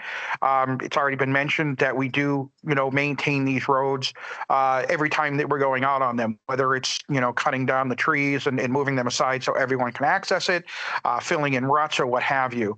And finally, my last comment is erosion on these roads, whether it's a road or a trail, is still going to occur. I mean, we've all seen, the storms that have occurred over the last 5 years or so. It doesn't matter if somebody was accessing that road or not. It's going to get washed out when you have, several inches of rain within a couple of hours time. Trying to, point the finger at any one user group is not a fair way to approach any type of recreation, and trying to exclude one group over another, just shouldn't be done. Thank you. Are there any others who would like to speak? Any of the public? Really? Yeah, Can I ask a question from sure. the speaker? Yeah. Either Scott or David, I would appreciate it if you could provide a list of the Class 6 roads in Enfield that you have been maintaining. Because like I stated earlier, I'm familiar with the blowdowns and the things of that nature being taken care of. But the only roadbed that I'm familiar that has any kind of work done on it is Mike Pond Road, and that was just recent. This year, I believe, previous years, and all the other roads Class 6 roads that I walk, does not appear to have any kind of work, maintenance done on the roadbed. Be it culverts, water bars, ruts, filled in. So if you could provide a list, that would be appreciated. I was gonna say, every one of those trails you listed are ones we worked on, plus beyond those. A lot of the work we do with, like I said, with shovels and pickaxes. Beyond that, we like to get permission from the town to bring heavy equipment out. But they haven't been in bad enough condition on a lot of these to warrant us thinking they were a high priority. If they are, we'd be glad to jump in. But like I said, a lot of this is hand tools, volunteers. You can't make a lot of progress on the long stretches of road. Then some of these are quite long. So if you're talking an hour and a half to walk a short one, how long does it take us to do work with hand tools, digging in? But we like I said, we fill in ruts. If culverts have started to float out of the ground, we'll dig them out, dig them deeper, refill them. It might not be something that looks very apparent, but there's been beaver dams that have flooded sections of the road, and we've tried to help mitigate with that. Like on the end of Goss Road, the beavers have been really bad. Is there, okay, Oh, I was just gonna say, so just listening to everybody, like I wrote down a list of stakeholders. I have landowners, snowmobile clubs, four-wheel drive and off-road clubs, pedestrians, equine, hunters. So instead of looking at the problem as how do we change a legal status, why don't we look at how can we fix this? If we partner with these stakeholders, obviously the snowmobile club's done some work, they've done some work, and it sounds like there's ample access for more work to be done. This seems like a huge opportunity to bring in more help to That's fix right. things. Where we're not asking taxpayers to dish out a bunch of money potentially, and we're not potentially losing the trail, right? Because if you don't have anyone maintaining it and you're not going to pay for it, right? It might start one day like, oh, we have a trail and it's nice, but then if nobody's committed in the long term, it's and with a company close by. yeah, they do a lot of work. So it sounds like this is a chance to access, but to also not just from one group, but to go to multiple groups and say, hey, we already have a trail master. We have a strong interest in this, and being inclusive. What can we come up with for a plan? Someone else like to speak? I think, John. yeah, that's Jack. name's John Emerson. Live in Enfield. Last 17 years. Moved up from down by Concord, where had a great time accessing lots of Class 6 roads in that area, and moved up here and got to enjoy a few before, of course, having kids and not having my Jeep anymore to get out and enjoy them. What I'd kind of like to say is that the responsible use of trails by all the parties involved really enhances that experience. Going down back to Henniker to go out with friends, and actually the fire department down there does a trail run every couple of years. Bringing the trash bags, bringing tools to fix things, to help move water along, really enhances the experience and lets everybody get out there. As soon as those trails get reclassified and everybody starts to lose access to it, then it becomes really on one group to get to be able to use it.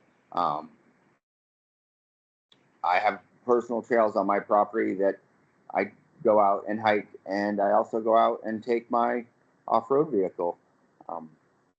I think it's a great balance to get out and enjoy, the woods that we live in. That's why we're up here in the north, away from where places are restricted and you can't access the land and all these old roads that bring you to all sorts of amazing places that haven't been visited in years. And in terms of volunteering and getting out and accessing, I think that's a great utilization of people, and I personally am more than happy to help get out and maintain some of these roads. Have some equipment that I can bring forth. I walk, sort of, but not as well as I used to, but more than willing to come and help. So I guess that's all I have to say. Thank you. Yeah. I think, is there someone else who'd like to speak?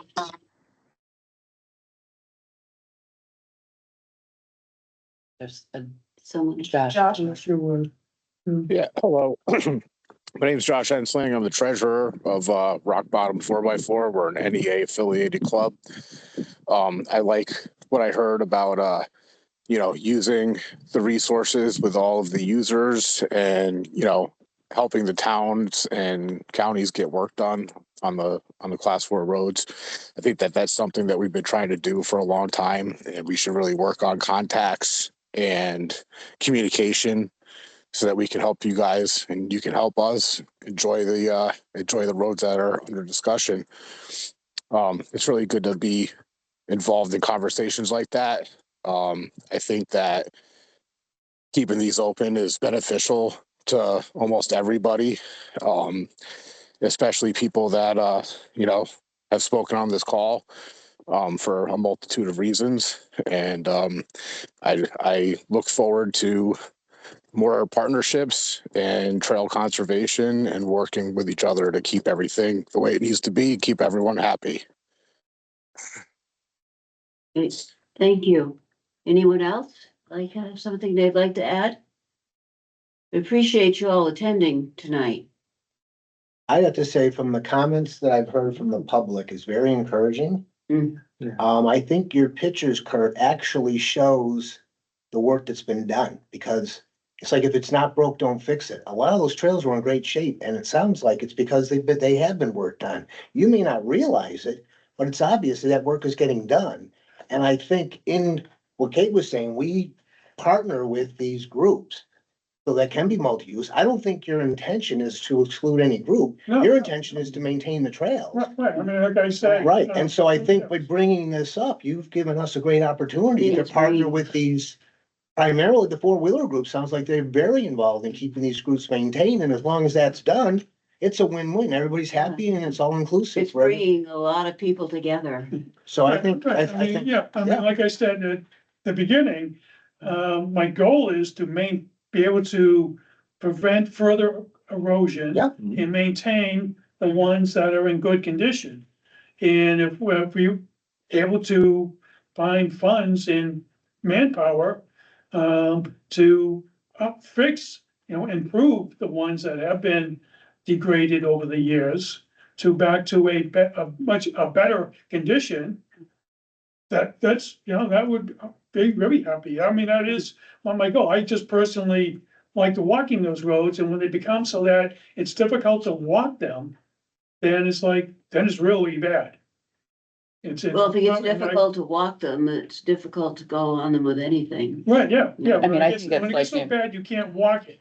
There's gonna be It puddles, right? ruins it Like for, driveways. it's for a lot of people, for a lot of other uses, I should say. Forget about horses. If you can't walk it, a horse is not going down it. Well, they go out and around, like the puddles in the areas that are I'm usually of not talking about concern. puddles though. I'm talking about, The areas you showed that you were saying are degraded though, like you usually go around, right? If you're a pedestrian or a horse. I don't typically, you can jump them if you want a fun water bar, but, getting a little old for jumping. I mean, there was also If you fall off. roads that are not on that list that if you do want to do site visits, I'll take you to, and you can see what the end results is when nothing's done.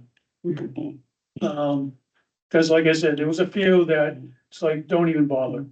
But I think, And are the people that are online, some of the roads damage that you may not have seen, or will you be happy to help with that? On trails that do need work? Yeah, absolutely. Yep. I think that, so I don't know Thank if you. it would be appropriate to ask, like, Rob Taylor, maybe. Sometimes we do public sessions where we talk about, but maybe we should be setting as a group with public input, some goals, right? Not just, because we set up the Trail Master, which I think was a really good step. I'm not picking on the Trail Master by any means, but I don't think we've necessarily provided adequate people power. And this is a great opportunity to tie these pieces together and then set some goals for our portion of the organization where we say, we want to do X number of miles or put in X number of hours, right? Like of volunteer labor, because that's something the Conservation Commission could really champion without, I think it would be really good stewardship of the land and our natural Oh, resources to Right? do so. It's a But I don't know if it's great appropriate to see like, opportunity to help us. yeah, like, do we have a meeting where we invite like the snowmobile club, the outing club, the four-wheel drive and off-road? Like in some of these groups that might be interested who have no idea that this is a possibility. Cause a lot of your citizens who don't go to meetings they look at the hole and they're like, wow, it'd be nice if that's fixed. Have no idea how to get it done, right? They know maybe personally how to use a shovel. They don't even know they're allowed to. So maybe it's some of public, information campaign again. Yeah, I think it would be a great idea to plan a meeting like that, and, what do you all think? Looks like Jean has her hand up as a member. You got Green, I think we're getting some feedback. Green, please mute if you're speaking. There we go. Whitney's got it. did you have something to say, Jean?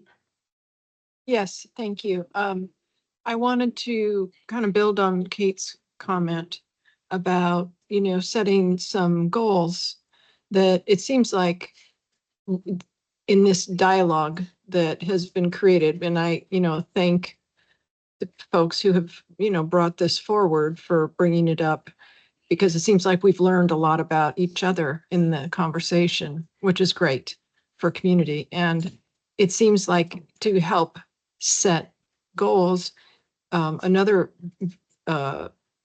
process that can be very helpful in that, so that we're not talking about one kind of group or another, but we're talking about what do we all have in common? What are our guiding principles for really, being able to connect people with nature and to do that in a way that's respectful of nature and our job as a Conservation Commission is to be good stewards and to help stimulate that in the community. So I think some guiding principles that really I've been, hearing from each individual who's spoken up, whether they're part of four-wheeling or hiking or, interested in trails or whatnot. So I think getting to some guiding principles around goals is a really nice way to maybe initiate something good for the community. Mhm. Okay. And we haven't mentioned it, but we do have the section in the master plan that's being finalized. So if you haven't looked at it yet, take a peek and see how that aligns with, and I just think having, like Jean said, I really like that, Jean, on the comment, looking at, common goal ground and guiding principles. I think that's the excellent way of phrasing it. It is. The reason I picked on Rob is because he does a lot of public information sessions. Not that I think he needs more work. I know he's plenty busy. Yeah. Well, we'll talk to him. Is there any other comments tonight? We are glad that we have this conversation and you'll be hearing back from us with further information on sharing our thoughts again together. Thank you all. Thank you for. Thank you. And, like I mentioned, if you folks either, if it's a quorum, if it's to be posted, but if there's small, what's in a quorum? If you want to do a walk, with me at some points to, at least get a first-hand look at the different trails, or class 6 roads, be happy to do that. Just, Great. yeah. Thanks.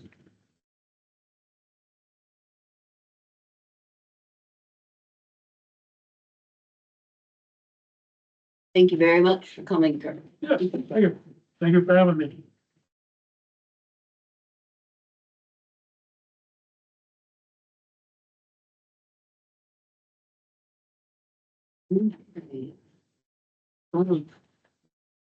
The next thing I had for old business, Tom, was whether you wanted to talk about the webinar tonight. You want to do that, or do you want to? I think, for till next meeting probably, because we also need to discuss this, right? Yeah. Well, The bridge. Over here. Yeah, the bridge. yes, Yeah, 'cause it's, although, at this, I don't know anything about that. yeah, I have it on my phone. at this time, let's see, the tentative date for this project is yet to be determined. Please feel free to contact me if you have any other questions or require further information. So I don't know if we need to, but you had something you wanted to share with, about it, Ed? I just I don't printed know off if a we need to map. Make a decision and have, answer all these questions. The ones that are pertinent to us tonight, or, we can discuss it and maybe get information during the month and for me to write a letter to them. I just read this and the first thing that came to my mind is where the hell is Knox River? Oh, Oh, you've never gone over the. Oh, I've gone over. Right. do you know the history of why the bridges, we have a temporary bridge? yeah. No. Okay, What is so the, during a hurricane, one of the hurricanes, well, we've had multiple rounds coming through. Um, So I printed out a map. Oh, did you look it up? I looked at Yeah, Google so Okay. and. Knox River is, so if you're coming down Shaker Boulevard from the 4A side, the Knox River is right now a temporary Bailey Bridge. So that area has been hit by more than one hurricane, but, and had water flow, but, it washed out. And so the town owns 2 Bailey bridges. Yeah, it's this first one. It's the first one. Yeah, one on it's the left. first crossing, yeah. And so the town owns 2 Bailey bridges. One right now is sitting up back in storage, and a Bailey bridge is something you can pretty much drop into place with minimal impact and having to do. So you don't want to be digging in wetlands and you need to do wetlands permitting, right? Anytime you do. But this is what we're doing right now. Is the state came to us and offered the town a significant amount of money to replace the bridge. I will tell you, anytime the state replaces a bridge, it's like 10 times more than we would spend. Yeah. They like much fancier than we do. And so we did the work to replace Oak Hill, which we had used temporary bridges on before. And so I think the state has come and it's a pretty inexpensive way to do it, but it's also significantly more involved, which you see from the letter. Yeah. So right now there's a single lane Bailey Bridge on it, which we will pick up and we'll keep the bridge for any further future work we have to do elsewhere in town. And so really the questions are the ones that they have that Rob emailed around. There was a beaver there. That was the site of the great Yeah. beaver shooting. Yeah. I, Quite a bit of just. So, I reported that. I Yeah. drove right by. yeah. When the guy So- shot it. Yeah, yeah, so there's obviously some wetland area in that, beavers like it. I'm relatively familiar, having grown up down and spending a lot of time on the boulevard. My family is down there. So I think if you have a chance to go down and take a look at it, my big question was, why do we need a 2-lane bridge?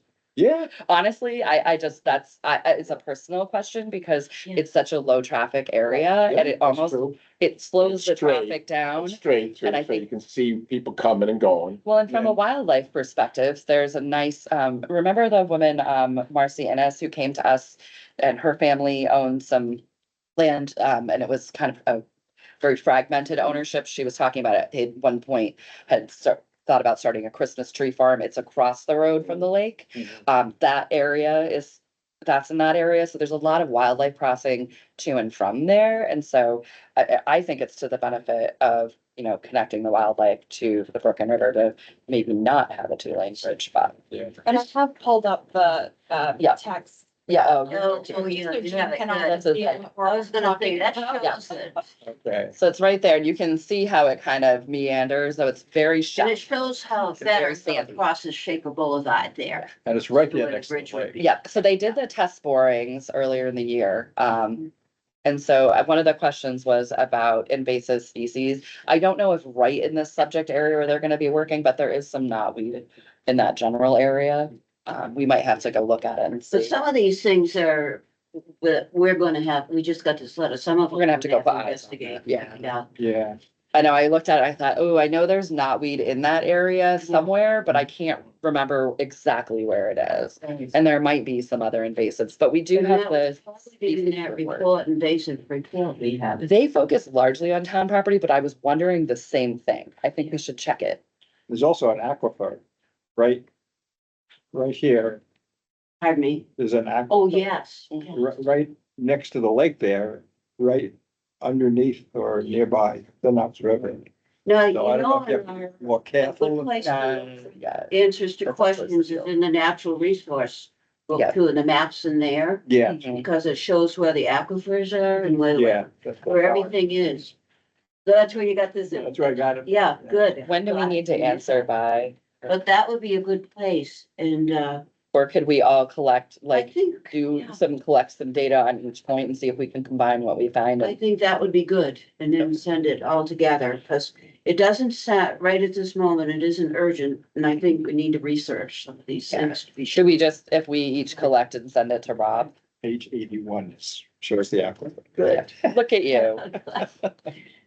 Yeah. Great. Yeah, you have to remember that is a great resource. Some of the best farmland in New Hampshire is from the area where the Christmas tree farm I was referencing, or had planned one that didn't end up, I don't know if it didn't happen or it's not there anymore. Back towards where Blue Ox Farm used to farm, so it goes past Lakeview along and that's the Knox River, which goes up and into Enfield Center, so it comes up and then goes to George Pond.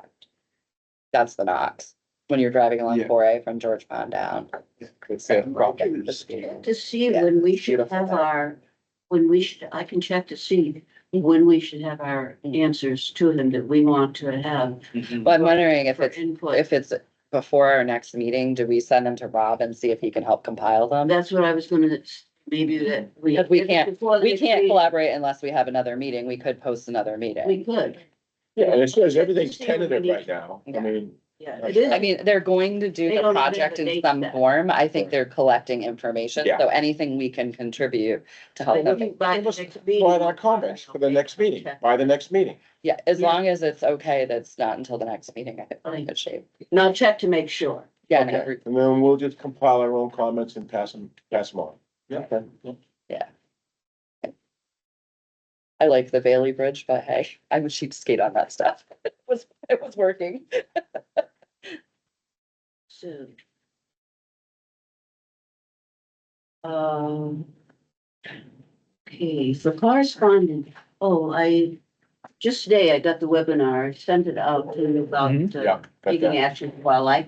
I encourage you all to sign up for register for those webinars, because they're very good. And also, if we decide we want to do a project, it really, if we, Right. the commissions that, have watched these webinars will have an advantage on asking for help. What's the name of it? It's taking action for wildlife. Thank you. You can have this one.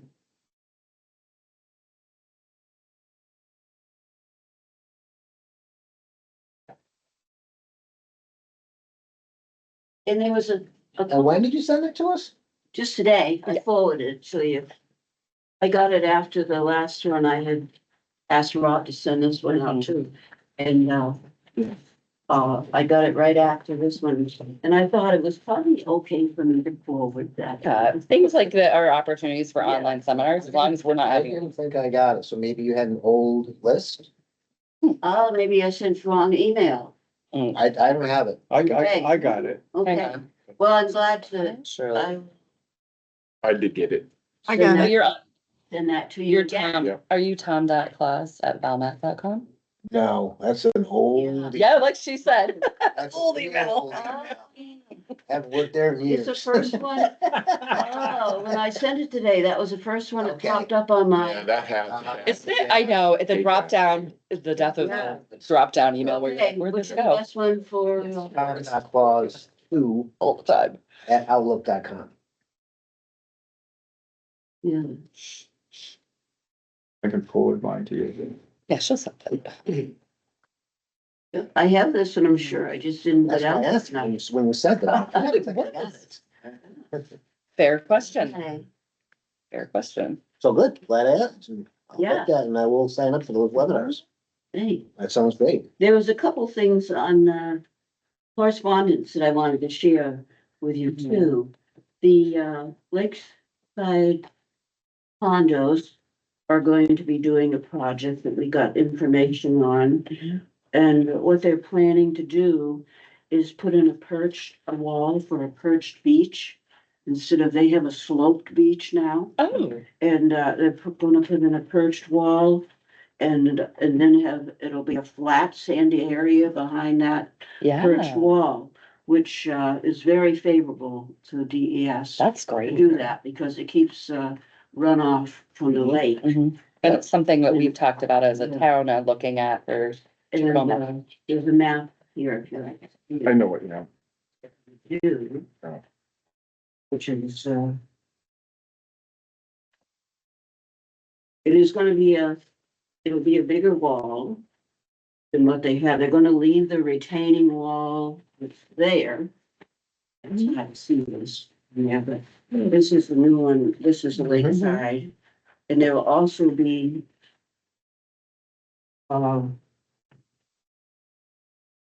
let's see, a turbidity curtain in front of that too. But then there's also, they'll be putting in they will be doing this when the lake is down. But this section here, this is where the old wall was. Mhm. And then it was sloped right into the lake. Yeah, So anytime there's runoff, any sand that they'd ever added Mhm. right into the lake. Yep. So now this wall will be high enough and there's steps to go down into the lake, but the sand will all be behind it. Mhm. And this wall holds it back and it will be level with this so that it slopes back instead of down. this is a really great opportunity, Shirley, for the newsletter. If Mhm. they were willing to say, hey, homeowners and other associations. Yeah. Here's an organization that has started this process that's really aimed at protecting the lake and slowing down and preventing runoff. You know, I think that's a pretty cool opportunity to take a Yeah. project that's in our town and show people what they could do to be better stewards. Mhm. Yeah, absolutely, Jerry. That's it. And then there's another one that I thought was very interesting too. People who applied, I think back in October. And this is on Shaker Boulevard. It's actually right next to the Knox River. Yeah. Which one was it? Well, there's a big map here of it, but they just got a letter from DES asking for more information. And what they wanted to do was replace build a little building beside the lake. And, but the problem with that is, and this shows how DES does their work, and they really look into things. They looked at an aerial photo of their area, and that place wasn't there 2 years ago. If it was there 2 years ago, they can replace it right where it is. But if it isn't, they can't, and they have to go by current regulations to have it 20 feet back Yeah. and so forth to protect the lake. Sure. So they're supposed to, they asked if they had any information that showed that, you know, that indeed it was there within the last 2 years. But as DSR wasn't. But then, and also they want to put in a boat slip, which, doesn't meet the measurements for the boat slip, and it's supposed to be, and it goes according to lakes too. And, for Mascoma, it should be no more than 10 feet wide here, 6 feet for your boat and 2 feet on either side.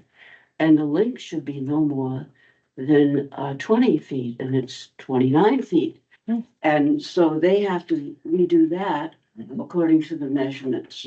Yeah. And the thing that got me was they paid plenty of money for this company to draw up these plans for them. Yeah. And that company wrote us a letter and said that they were going to be following all the regulations.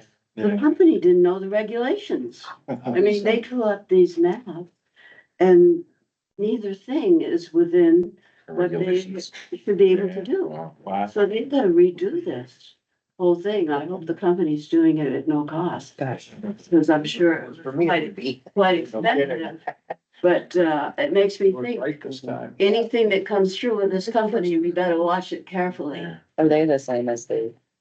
But, so anyway, I thought you'd find that interesting. Very much, yeah. That, that's the way the process works. Right. And, it's to protect, I'm happy to see that DES is careful.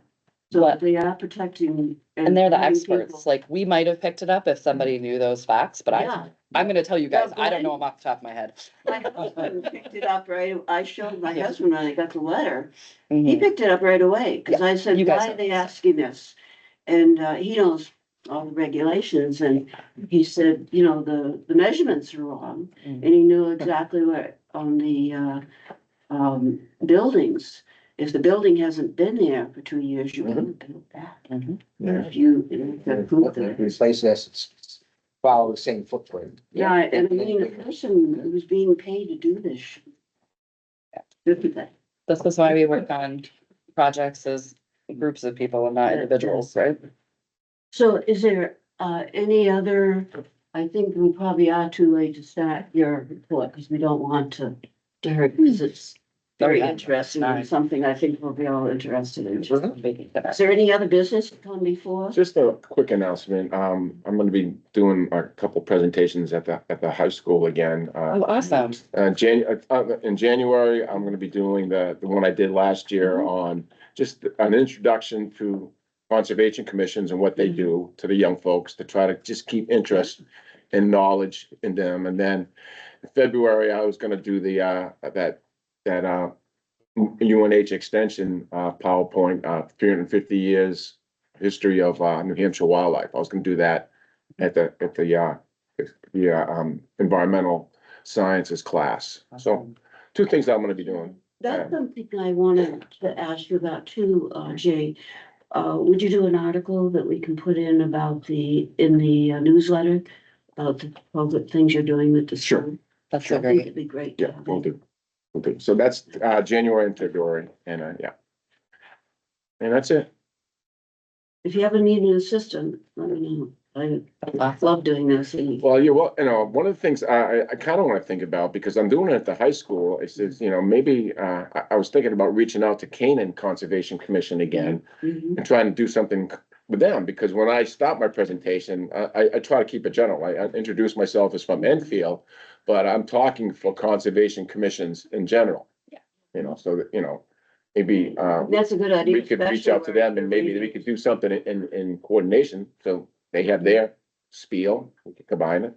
That's So, good, it's a regional school. yeah, do you have the contacts from I McKinnon? do. Okay, Do that for you. yeah, I'm gonna just reach out to them. I think it's really important, Jay. I really appreciate you doing this because kids, unless they're told there's opportunities in life for these kind of, I mean, this could be a career, it could be a board membership, it could be a volunteer. And unless someone tells them who's a real person, they're looking at a textbook, they're like, yeah, whatever. Yeah. And they You teach, make it interesting, so I they really teach their appreciate it. parents too. Yes, I oh, do. the I number do. one shamer of children, I mean, parents is children.